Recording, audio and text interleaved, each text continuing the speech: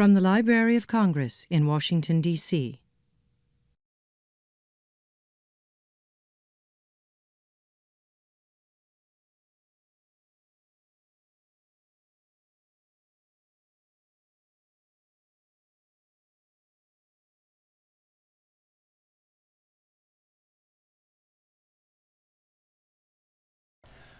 Well, ladies and gentlemen, I want to welcome you here to the African Middle Eastern Division on behalf of our chief, Dr. Mary Jane Deeb, and my colleagues from the three sections of the division.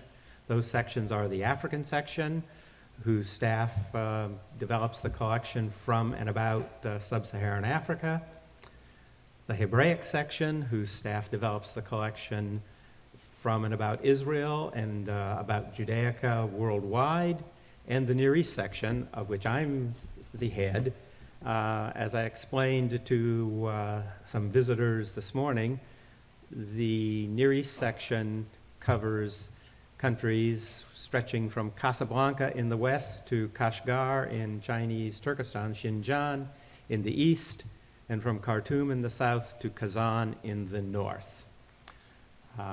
The staff develops the collections from and about all of the Arab countries, Turkey and Turkic Central Asia, Iran, Afghanistan, Tajikistan, and the countries of the Caucasus, Armenia, Azerbaijan, and Georgia, as well as collections from and about the Muslims in the Balkans, Russia, and Western China.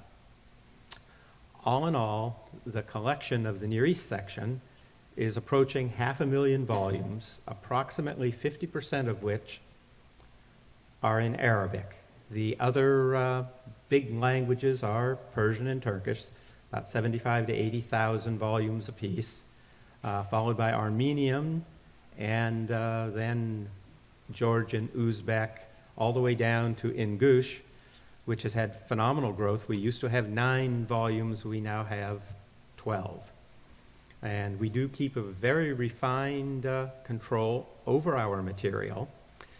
And any one of you who is doing research will please come and consult with the specialists and reference librarians here, because they can provide you with access not only to our own collection in the local languages, but to the collections broadly across the library in special formats such as prints and photographs or geography and maps, or in the vast general collections.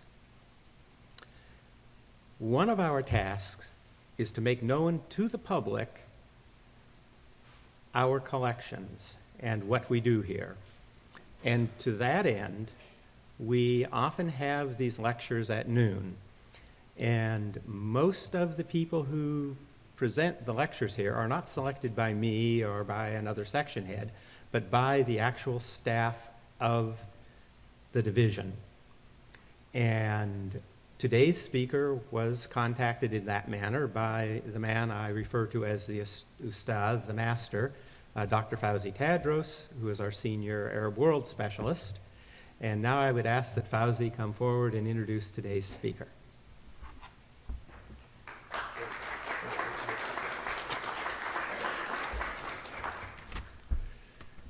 Ladies and gentlemen, before I introduce Dr. Nevine Tolba, let me mention that this event is being videotaped for subsequent broadcast on the library's webcast and other media. There will be a formal question and answers period. Please be advised that your voice and the image may be recorded and later broadcast as part of the event. By participating in the questions and the answers period, you are consenting to the library's possible reproduction and transmit of your remarks. Okay. Dr. Tolba received her PhD degree in guidance from Ayn Shams University in 2007. Her dissertation topic is The Torch in Ancient Egypt Till the End of the New Kingdom. She received her master's degree from Helwan University. Her master's degree topic is iconographic study of offering scenes on the walls of the temple of Medinat Habu. Dr. Tolba taught many courses on the ancient Egyptian history, archaeology of ancient Egypt, the Egyptian Museum. Dr. Tolba now is lecturer at Ayn Shams University, Faculty of Arts, Guidance Department. She is also a fellow at Johns Hopkins University at Baltimore. She published many articles and in the process to be published in a book form. Please join me welcoming Dr. Tolba.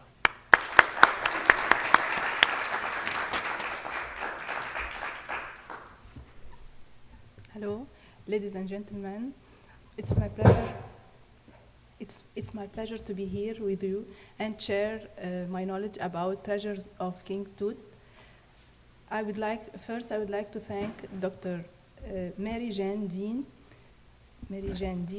and Dr. Fawzi Tadros, who gave me the opportunity to be here and to give this presentation about King Tut. So first, I would like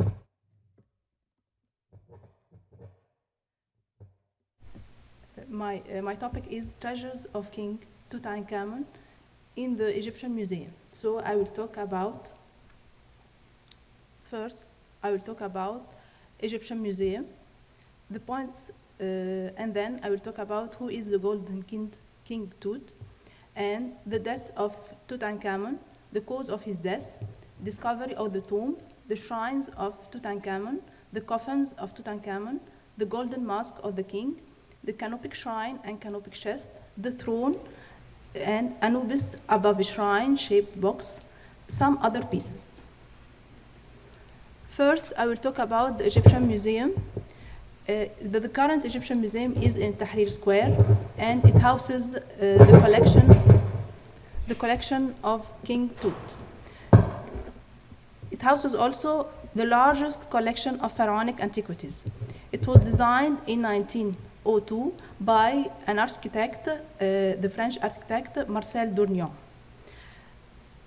During the Egyptian Revolution, the Egyptian Museum had been broken and 50 objects have been stolen. So we can see in these two pictures, we can see the Egyptian Museum, the entrance of the Egyptian Museum in Cairo, and we can see also the ground inside the Egyptian Museum. The collection of King Tut is in the upper floor. This is a Egyptian protester in front of the Egyptian Museum. They are defending the Egyptian Museum, and during this revolution, many objects have been stolen. So we can see here some objects of collection of King Tut were stolen. This is the first one is King Tut hunting an hippopotamus. The other one is King Tut on the back of a tiger, and the third one is god Menkeret carrying mummified King Tut. There are an exhibition in the museum now. After we have found 25th object, so we made an exhibition in 2013. In 2013, an exhibition in the Egyptian Museum for those pieces which were restored. So we can see here the statue, and the other photo. The other photo show it was damaged, and then it was recovered. The first one is King Tut on the back of a tiger, and this is a tiger damage. And this is another pieces, the King Tut hunting an hippopotamus, and it was damaged before, and it was restored. And the exhibition is in Hall 44 in the Egyptian Museum. Who is the Golden King? Who is the Golden King Tut? Tutankhamun is a king. Was a king when he was 8 years old. He was a boy. That's why you called him the boy king. His father was King Akhenaten, and his mother was Queen Akhenaten's sister. He married to Queen Ankhs and Pa'aten, and he reestablished Thebes as the main city, and the capital was Memphis. Tutankhamun changed his name from Tutankhaten to Tutankhamun, and the name of his wife also changed from Tutankhaten to from Ankhs and Pa'aten to Ankhs and Amun. And this is two statues showing the king Akhenaten, his father, and Queen Nefertiti, his mother-in-law. The death of King Tutankhamun. Tutankhamun died at the age of 19, so he died so young. And we discovered a hole at the head, in the back of his head. We discovered a hole, so some thinks that he was murdered. But an evidence, we discovered another evidence in 2005 that the mummy, when we analyzed the mummy, that he hadn't been murdered, but this hole was made by it was an installation for liquid for mummification process. We have also a CT scan, and we made a DNA, proved, and two discoveries. The first one was that Tutankhamun has a left leg, a fracture in his left leg, so he has deformities. And another discovery is that this is his coffin. And the second one was that Tutankhamun suffered from severe malaria. And this is, we can see two pictures. In the first one, we can see sticks of King Tutankhamun because he has a fracture in his left leg. So we have 133 sticks in his tomb. And we can see also his coffin. He has malaria, which was the main cause of his death. The discovery of his tomb. The tomb of Tutankhamun was discovered by Howard Carter, which was a British archaeologist, and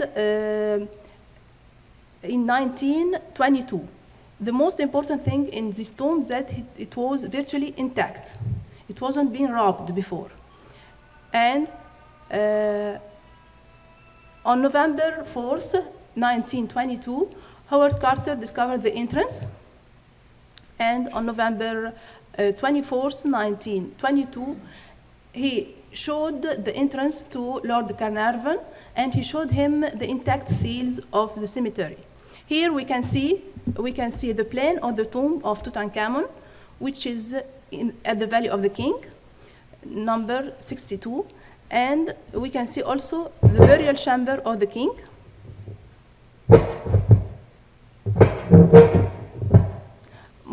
Most kings of New Kingdom were buried in the Valley of the King.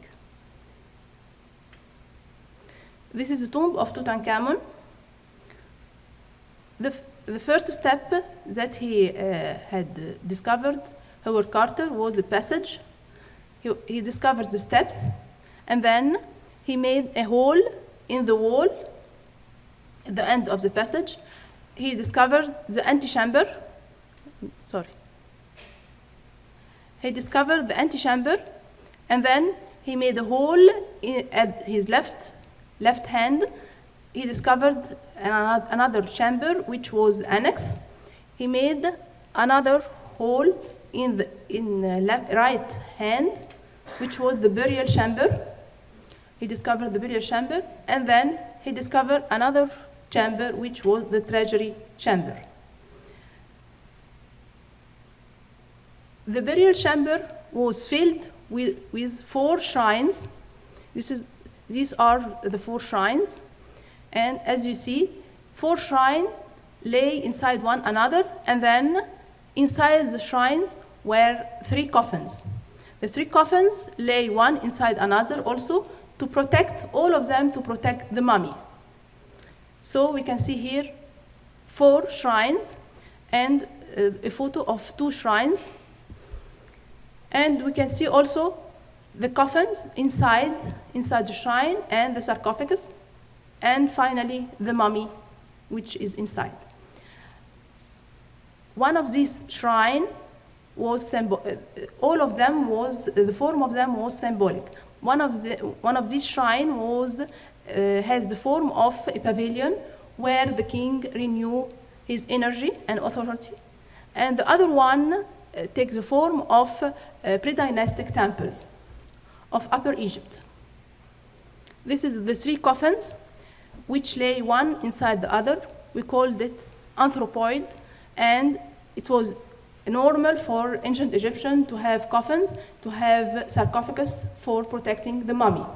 So we can see here 3 coffins. For Tutankhamun, it was unusual to see 3 coffins inside sarcophagus, and then to protect, finally, to see the mummy. So we have 3 coffins, all of them made from wood, painted with gold.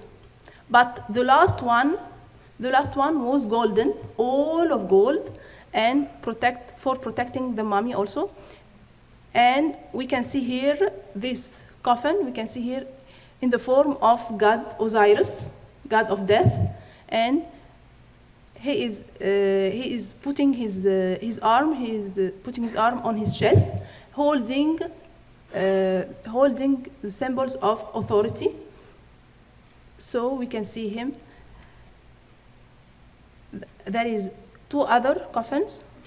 We see the other coffins also. This other coffin made of wood painted with gold. He is wearing the Nemes headdress of all kings. It's protected at his forehead. We can see a snake and a vulture, which was 2 goddesses of Upper and Lower Egypt, Nekhbet and Wadjet. He is holding the scepter and the flail, which was symbols of authority and royalty. The golden mask of King Tut. The golden mask of King Tut covered the mummy. When Howard Carter tried to take it, he failed. So, because it was stuck, because of the resin used during the mummification. So what he did? So he broke the mummy into 18 pieces. So we can see here the golden mask. It's all of gold. It weighed 11 kilograms of gold. It's a masterpiece. It is so alive because of his eyes also. We can see this is the face of King Tutankhamun. He is wearing the Nemes headdress for all kings wearing the Nemes headdress. And at his forehead, we can see a snake and a vulture, who is goddess Nekhbet and Wadjet, goddess of Upper and Lower Egypt. He has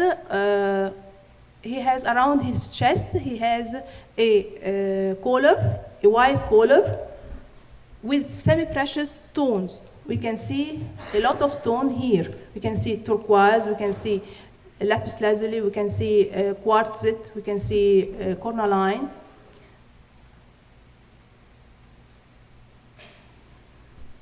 The canopic shrine on a sledge. This canopic shrine is like a chamber, it's like a box. It contains an alabaster canopic chest. An alabaster canopic chest which will contain also the internal organs of the king.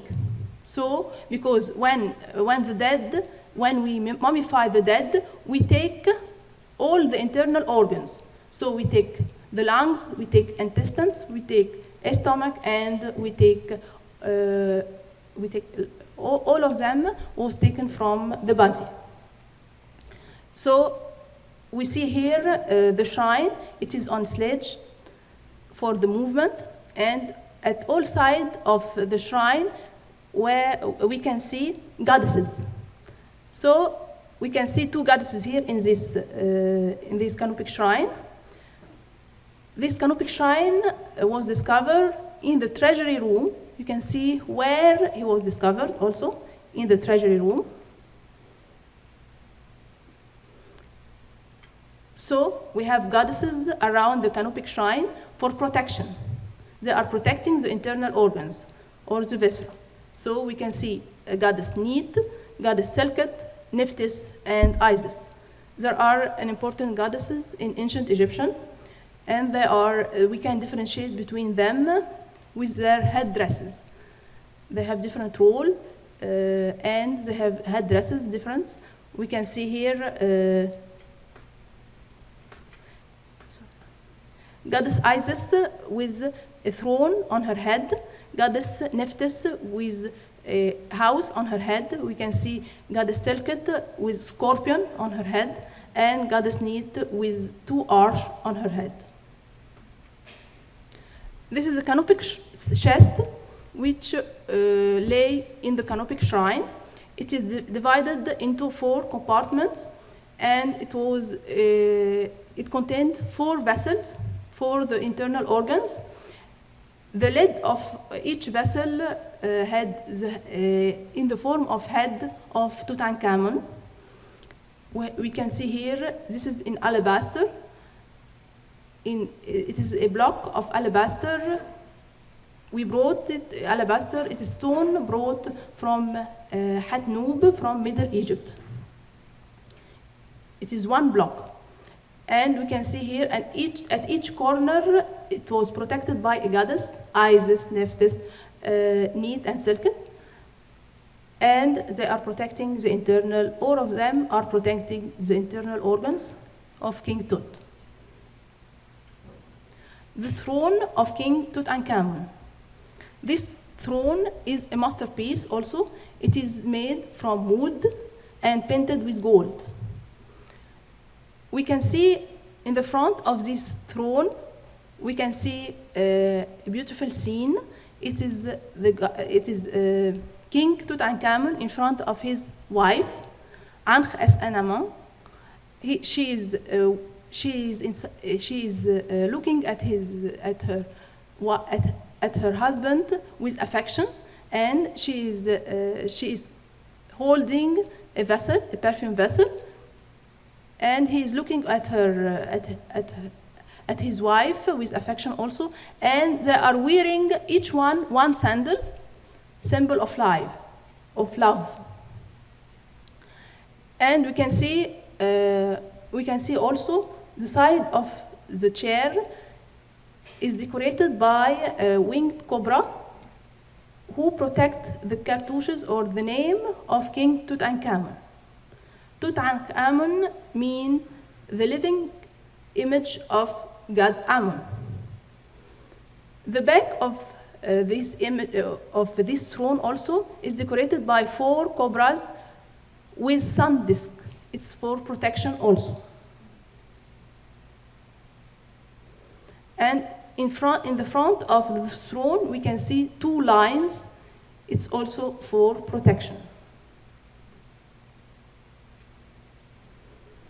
We can see here Anubis above a shrine-shaped box.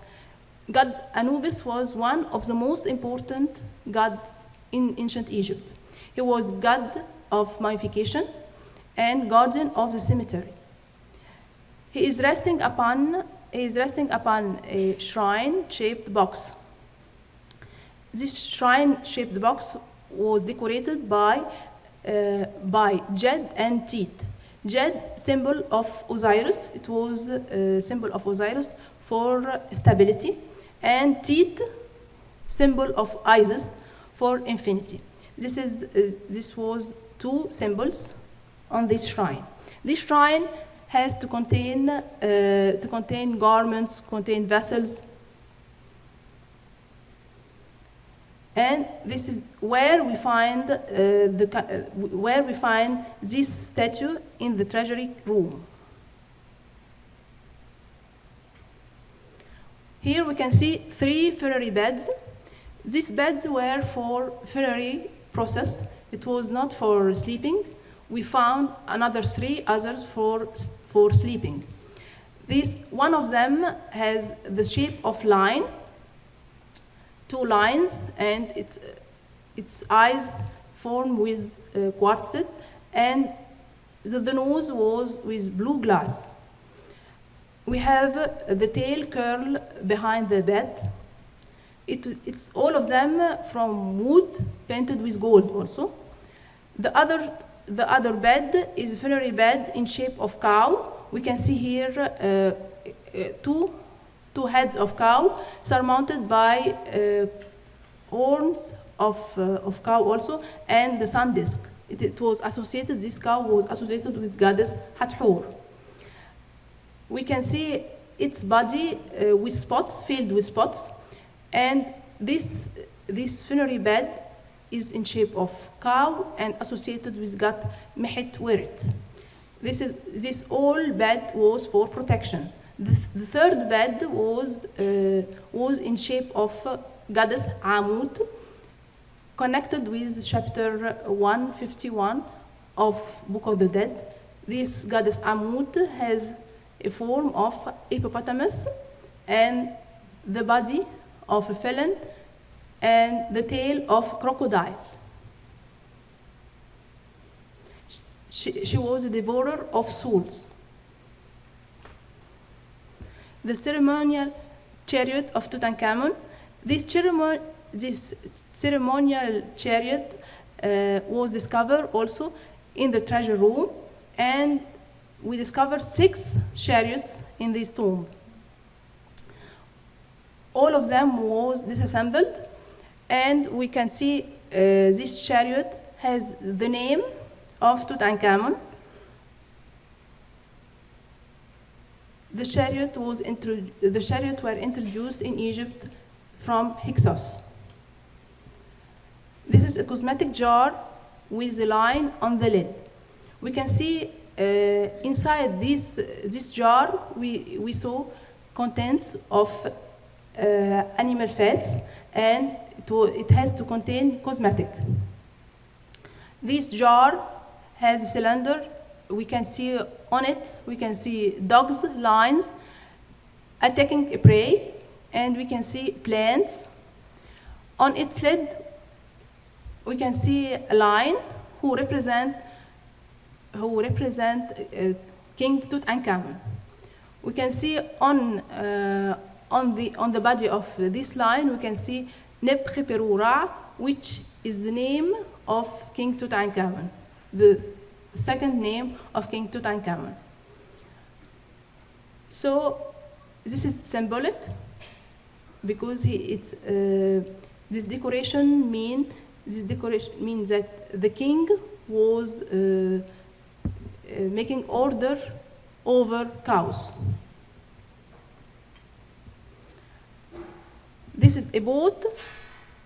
We can see a boat with 2 figures. We can see a boat with 2 heads of gazelles, with real horn of gazelles. These 2 heads have the same direction, and in the center we can see a cabin with 4 columns. It rests on a basin, and this basin has to be filled with water. And we can see in the boat we can see 2 female, one sitting and the other one is standing. This was for decoration also, and was made of alabaster.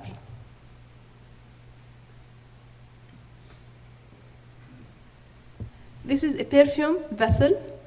It's made from alabaster, and we see 2 figures of Nile god, Hapi, with the symbol. This is the symbol of unification of Upper and Lower Egypt. They are tying papyrus and lotus, the flowers of Upper and Lower Egypt, symbols of Upper and Lower Egypt. As we can see, these 2 gods, Hapi, take the form of 2 men, and surmounted by two cobras, goddess of Upper and Lower Egypt also. They are wearing, these two cobras are wearing two different crowns. Crown of Upper Egypt and crown of Lower Egypt. Crown of Upper Egypt is Hijit, and the other crown of Lower Egypt is Dishret. We can see also this symbol of Sema is unification of, they are making unification of Upper and Lower Egypt. And we can see on this vessel names of Tutankhamun and his wife, Ankhesenamun. Below, we see the cartouche of the king, Tutankhamun, the name, Nebkhi Perura, protecting by two Horus falcon also. It is made from alabaster, brought from Menya or Hatnub in Middle Egypt. Inside this vessel, of course, we have perfume. This is a ritual chair. It differs from the other one, the throne, which I have mentioned before. It's ritual chair. It was used during rituals, ceremonies, and it is made of wood. It is a floating chair. We have geometric and inscriptions, decorations. We can see in the center, we can see goddess Nekhbet, who is holding the Chen, symbol of infinity. And at its side, we can see cartouches of King Tutankhamun. And the chair has legs in form of ducks.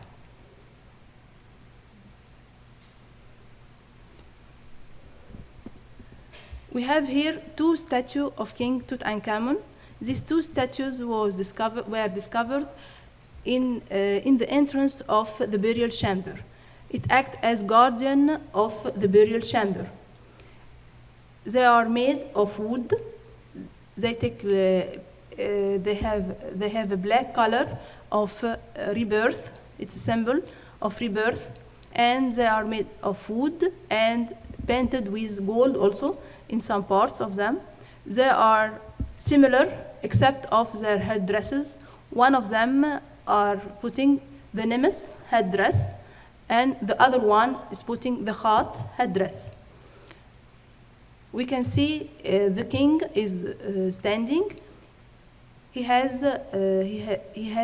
on his shoulder, he has a collar and a pectoral painted with wood, with gold, and he wears also a long kilt.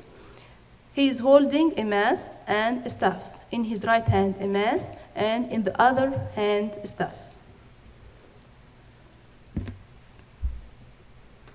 He is protecting the burial chamber.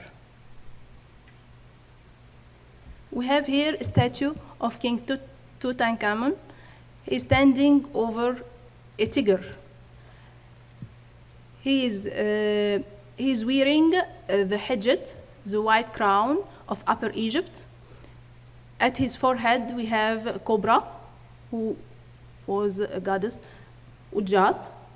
And he is holding a flail, symbol of authority, and in the other hand, he is holding a staff.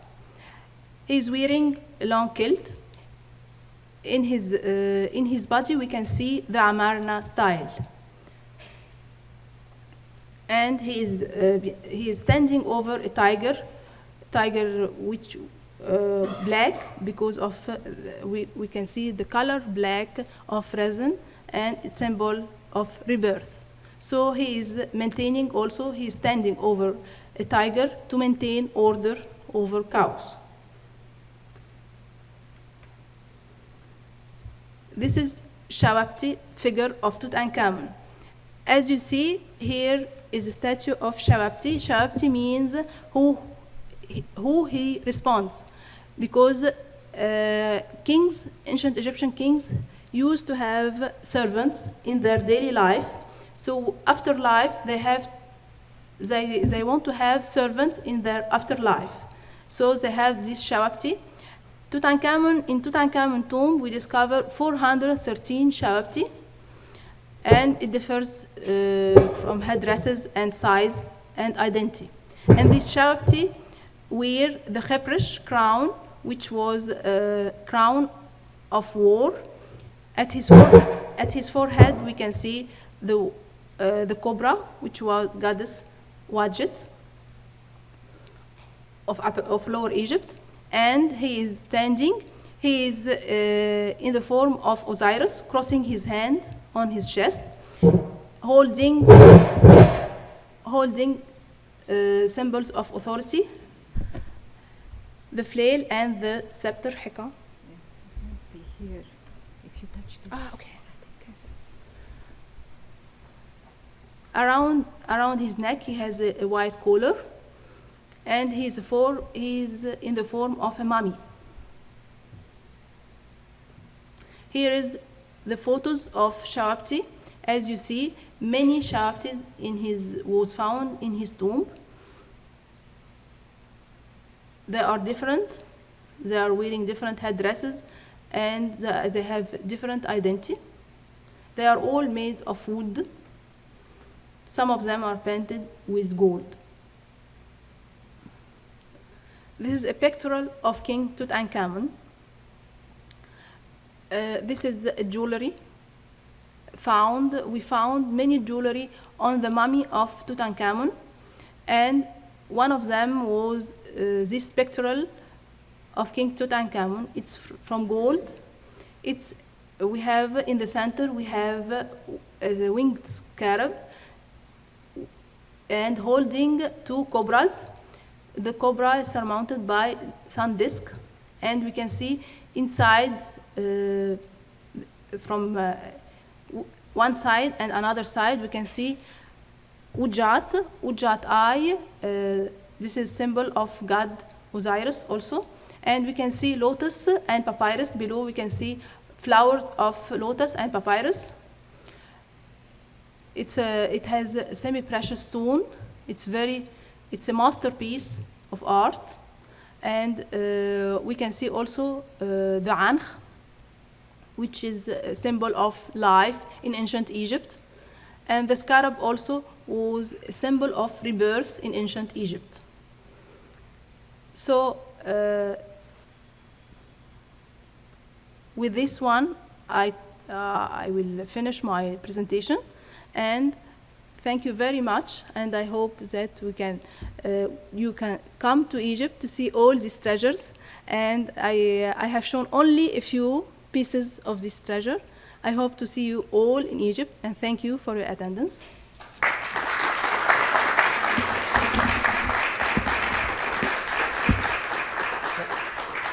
Thank you, Dr. Nevine. And now we open the door for questions and answers. Dr. Merjan Deep. Dr. Nevine, you did a wonderful presentation. I'm sorry about this microphone, but you remain cool and composed, and we really appreciate this. Thank you. It was most interesting. I have a question. You often talk, and you're right, I mean, you're referring to the protection in the tomb, in the afterlife, and protection of the king in when he's alive. Yeah. Now, what exactly was he being protected from, at least in the afterlife? What were they trying to protect him from? Yes. In the afterlife, they are always protecting the mummy, because he must have the body. If he doesn't have the body, so he can't live another life, afterlife. So we must have the body. We protect it. And in Tutankhamun tomb, as you see, we have 4 shrines, and then 3 coffins, and then another coffin, and then sarcophagus to protect the mummy, only for the mummy. So we want to protect as soon as we can, and of course from thieves also. We are protecting the tomb from thieves. because they can come and destroy the mummy and destroy all the funerary, all things, the ceremonial and everything. Yes? My question is about, there always seems to be a traveling exhibit of the treasures of Tutankhamun. Is there a certain percentage that is allowed to travel and other parts that remain in Egypt? Yes, there were many exhibitions. There are from 1960 till now. We have a lot of exhibitions, and in United States we have many exhibitions also. But from the Egyptian Revolution till now, we didn't have any exhibition. So we hope that we have another exhibition soon. You mentioned that it was believed that Tutankhamun was murdered, but then they discovered that he had actual physical problems. The Egyptologists, did they still believe that he was murdered, or did they have a different theory? Now we have an evidence that he hadn't been murdered, but only he had deformities and he had severe malaria. He hadn't been murdered, no. Yes. Are there still any items remaining in the burial chambers in the Valley of the Kings, or have all of them been removed from the museum? Yes, all of them have been removed. He spent 10 years for emptying the tomb. Howard Carter spent 10 years for emptying the tomb. So all of them now are empty. And one follow-up question, is the tomb itself open to the public? Yes, of course, yes. And the mummy remained there also. The mummy of Tutankhamun, yeah. Yes. Were all the kings of Egypt buried this way?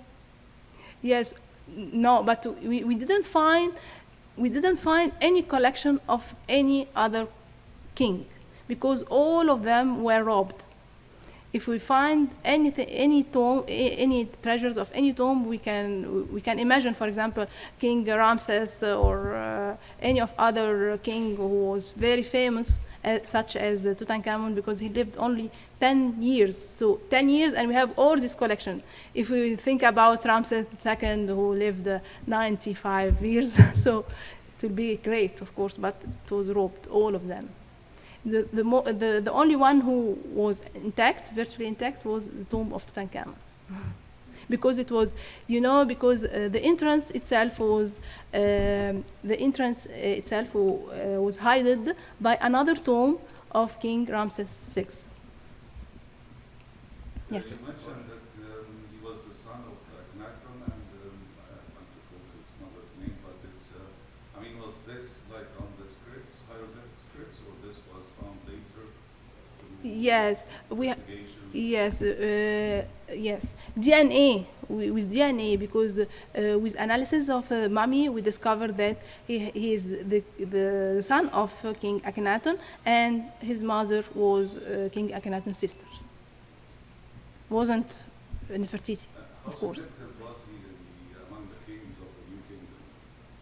Was he like a very significant king in the New Kingdom, or it's only because of the intact tomb that was found with all the treasures and everything, that's why he's very famous? Yeah, because he was the only one that we found all his collection, all things in his tomb. It wasn't been robbed before. That's why he's very famous. Yes. Hi, I brought a picture for you from 1927 when my grandmother and my aunt visited Tutankhamun's tomb. Yes. And my aunt was 28, and she remembers climbing down these ladders and going into the tomb. So I thought that's wonderful how many years, and our family has become very much enamored with Egypt as a result of her stories and telling how you could see the drawings on the walls and things, and how dark it was, and they would have torches. Yes. Show the people some. You must go and see. Yes, you must go and see by yourself. Yes, It's amazing. But others in my family have done it. Yeah. I will very soon. Yes, of course. Valley of the King Yes, in Luxor. well, Yeah. Yes. In the 18th dynasty. The 18th dynasty. So you mentioned that he changed his name. Was that a custom for the Pharaonic kings, or was that for a purpose? Yes, he changed his name because before him, the king Akhenaten had the god Aten as the main god. But when he came to Tutankhamun, he have to change the religion. He have to change the god from Aten to Amun. So he changed his name from Tutankhaten to Tutankhamun.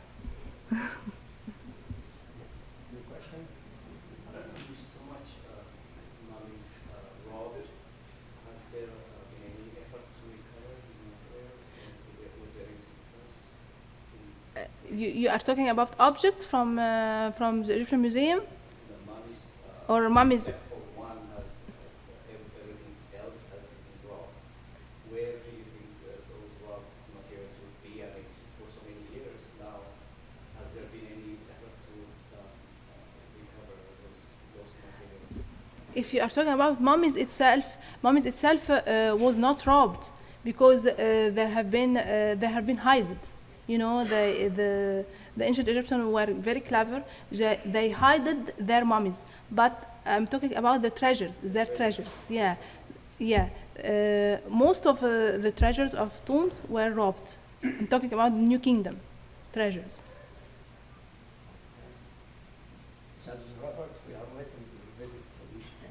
Yeah. Thank you so much. Thank you. This has been a presentation of the Library of Congress. Visit us at loc.gov.